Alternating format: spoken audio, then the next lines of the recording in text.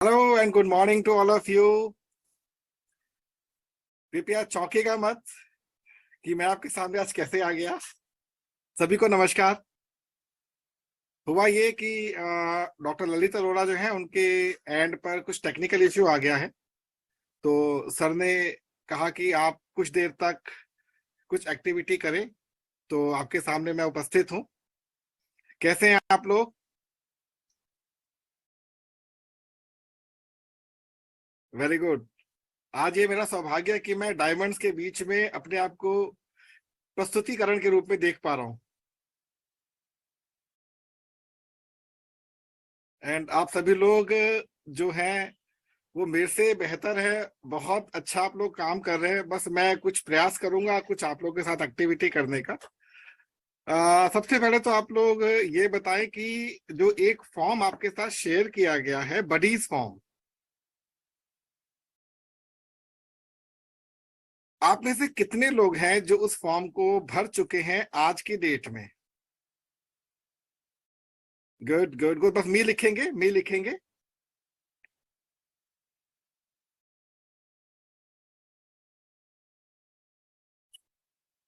Good good, काफी लोगों ने भरा है।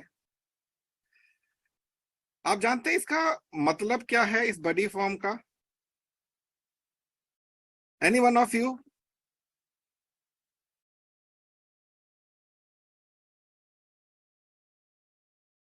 अगर आप लोग को इसका मतलब पता है तो यस लिखें, जिसको नहीं पता नो लिखें प्लीज। Good good. एक नो आई है। इट मीन्स अगर एक भी नो है, इसका अर्थ यह है कि आपको इसका अर्थ नहीं पता। नॉर्मली होता क्या है कि हम लोग जब भी कभी अपने ये जो हमारा सेशन होता है इसको कंडक्ट करते हैं, हम लोग नॉर्मल नहीं है, हम लोग एबनॉर्मल से भी ऊपर हैं, क्योंकि वी आर डायमंड्स। और डायमंड जो है वो अपने में ही बहुत महत्वपूर्ण होता है। अगर मेटल की बात करूं तो डायमंड जो है वो कॉस्टलीस्ट मेटल में काउंट होता है, चमकता हुआ पत्थर। वैसे इसके ऊपर प्लेटिनम भी होता है, बट ये कॉस्टलीस्ट मेटल होता है। अब अगर इस ग्रुप में हम लोग आए हैं, तो आने का मतलब क्या हुआ कि हमको क्या करना है? खुद को प्रूव भी करना है। अगर मैं डायमंड काउंसिल में हूं, अजय जी डायमंड काउंसिल में है, दीप शिखा जी डायमंड काउंसिल में है, प्रवीण जी, जितने भी आप लोग भाई बंधु हैं इसके अंदर हैं, it means we are different, we are different. और हम लोगों को ये बात समझनी होगी कि हम डिफरेंट किस प्रकार से हैं।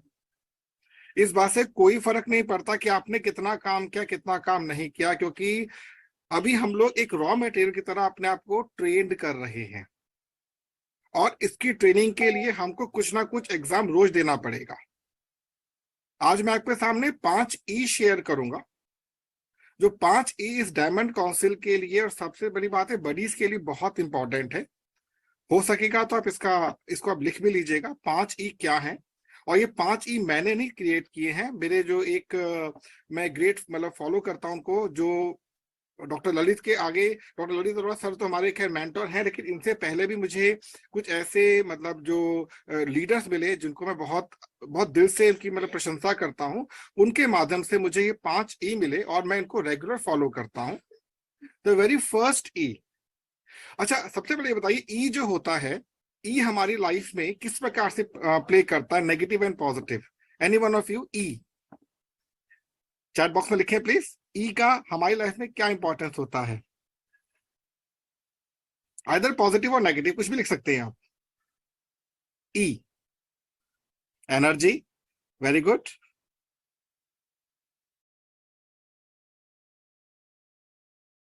ओके, एनर्जेटिक, पॉजिटिव, बिल्कुल ठीक है। लेकिन मैं आपके सामने पहले इसको थोड़ा सा नेगेटिव लेके चलूंगा। है नेगेटिव नहीं, बट हम उसको ले लेते हैं। The very first E is ego. The very first E is ego, जिसको हम अहंकार कहते हैं, जो नेटवर्क मार्केटिंग में या किसी भी मार्केटिंग में सबसे बड़ा घातक होता है। And second A is emotions. Second A is emotions. अब ये दोनों हमारे लिए बहुत इंपॉर्टेंट है, बट हमको इसका राइट ट्रैक नहीं पता। इसलिए हम लोगों ने ईगो और इमोशंस को अपने रास्ते का एक बहुत बड़ा प्रॉब्लमेटिक, एक वो मान लिया, हर्डल मान लिया।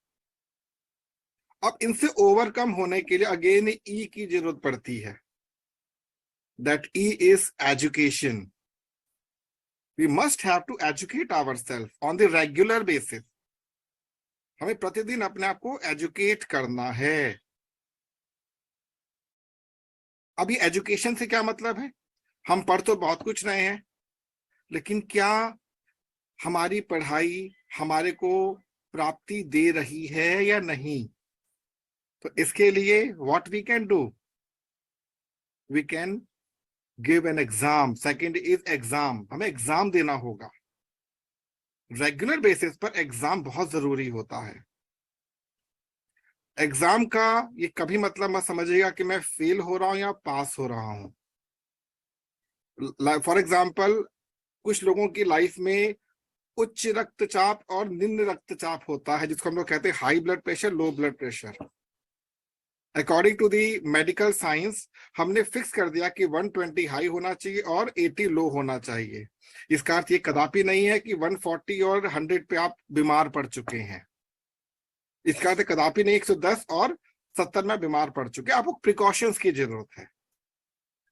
तो आपने पहले एजुकेट अपने आप को किया, आपने फिर एग्जाम दिया। जब एग्जाम देंगे आप, जब आप एग्जाम देंगे तो क्या मिलेगा आपको? एक्सपीरियंस का लेवल क्या है आपका? Experience. We should educate in terms of experience also. कितना अनुभव क्रिएट, हम कितना अनुभव गेन किया हम लोगों ने। तो 3 ई कंप्लीट हो गए हैं। अब अगर एक्सपीरियंस आ चुका है आपके पास, तो नेक्स्ट क्या होगा? आउटपुट।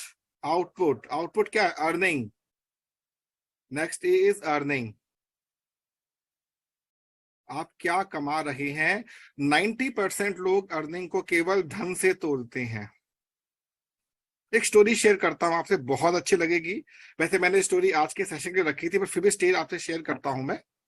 एक बहुत महान संत थे, आपने नाम सुना होगा, नाम बताऊंगा अंत में, लेकिन उनसे शिक्षा ग्रहण करने के लिए बड़े बड़े जो उस समय के शिष्य थे उनसे मिलने आया करते थे कि हमें शिक्षा आपसे प्राप्त करनी है। एक बार हमारे जैसा एक मूर्ख उनके पास पहुंच गया, जिसमें ईगो भी थी, इमोशंस भी थे, नेगेटिव था बहुत ज्यादा। पहुंच गया कि गुरुदेव हमें आपसे शिक्षा चाहिए। गुरुदेव ने कहा कोई बात नहीं, पहले तुमको एक परीक्षा से उत्तीर्ण होना पड़ेगा। जी गुरुदेव बताइए क्या करना है? अभी कुछ नहीं, आप इत्मीनान से बैठो, खाना खाना खा लो, प्रातः कालीन तुम्हारा ये सत्र प्रारंभ हो जाएगा। अब सुबह क्या हुआ, वो शिष्य जब उनके पास पहुंचा तो संत ने कहा बेटा एक काम करो, गौशाला में जाओ और वहां से टोकरा लेकर आओ। एक टोकरा लेकर आओ। वो टोकरा लेकर आया। अब गुरु ने कहा बेटा एक काम करो, यहां से लगभग 2 कोस की दूरी पर गंगा नदी बह रही है, इस टोकरे में पानी भर के लाओ। अंदर से क्या हुआ? ईगो, अरे क्या आया, क्या बात भी आ रही है, पानी भरवा रहा टोकरे के अंदर। लेकिन क्योंकि वो शिक्षा लेने के लिए आया था, चलो चलते हैं। चले जी वो।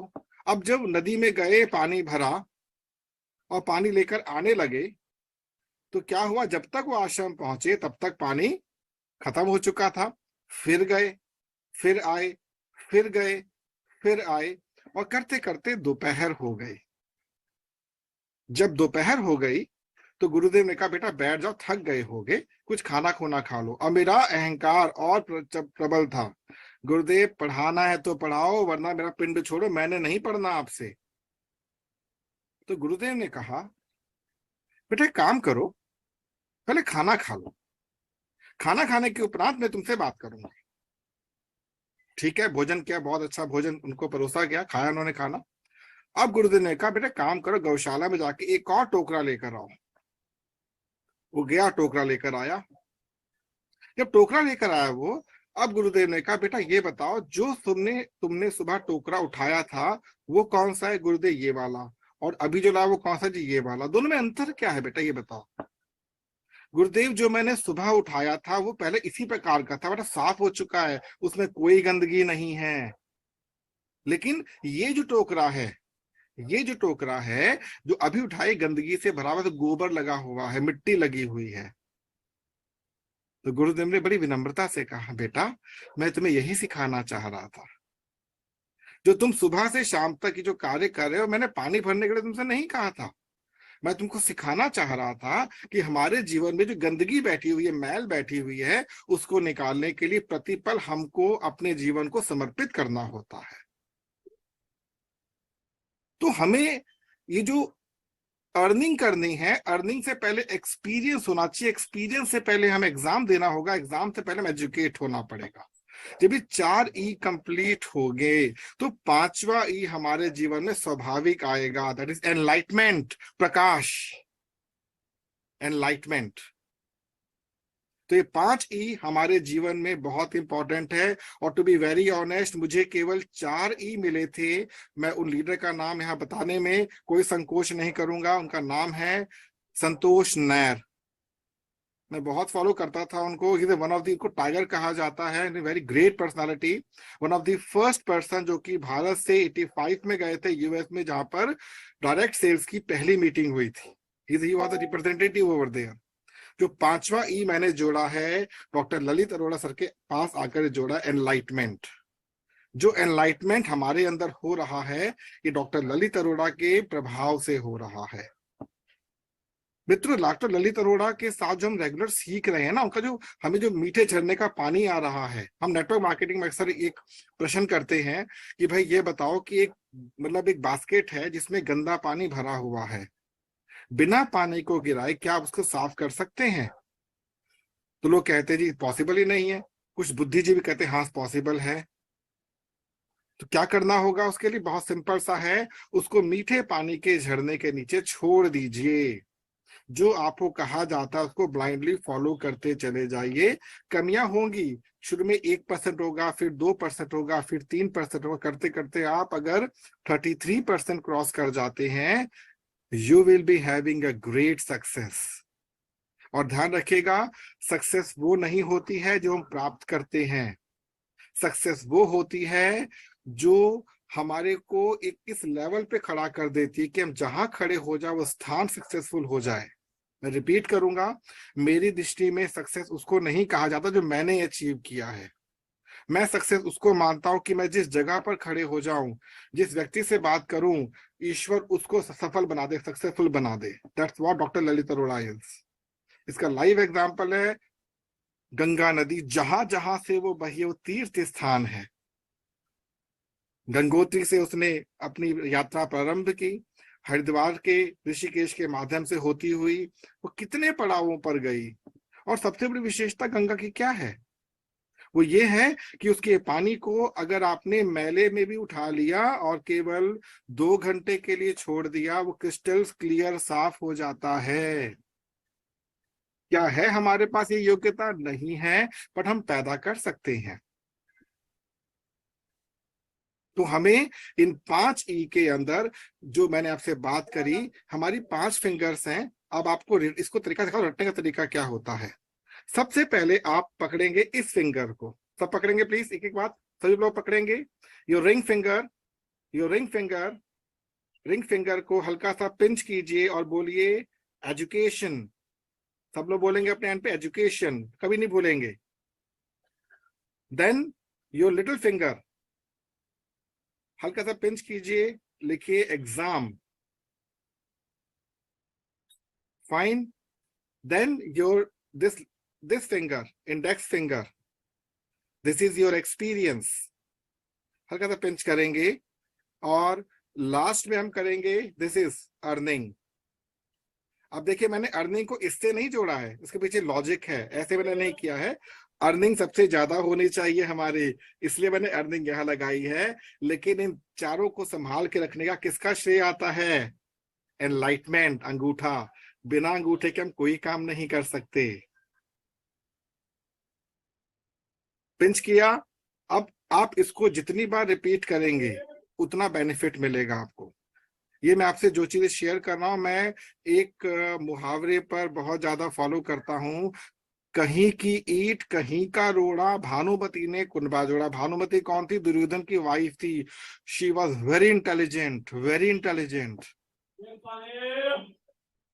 तो हमें हर जगह से कुछ सीखना है, कुछ लेना है, एक्सपीरियंस में ऐड करना है। आई थिंक एक फॉर्म आ गया हमारे पास, उसको हम लोग फिल आउट कर लेते हैं, क्योंकि अपना हमको अपना स्कोर कार्ड भी रेगुलर का बनाना है। Thank you so much Tiwari ji, it was amazing listening you, thank you so much. एक बार जोरदार तालियां होनी चाहिए दोस्तों। Sir thank you so much, thank you so much sir, it's all your blessing sir, all your blessings. मैं आपकी पूरी ट्रेनिंग ले रहा हूँ। मैं करीब 8:11 पे मैंने लॉगिन कर लिया था, बट मैं वीडियो ऑन जान के नहीं कर रहा था कि मेरा वीडियो देखने के बाद आप कहीं अटके ना। So it was amazing listening you, और मैं हमेशा ये 5 ई याद रखूंगा, और दोस्तों आपको भी याद रखने हैं।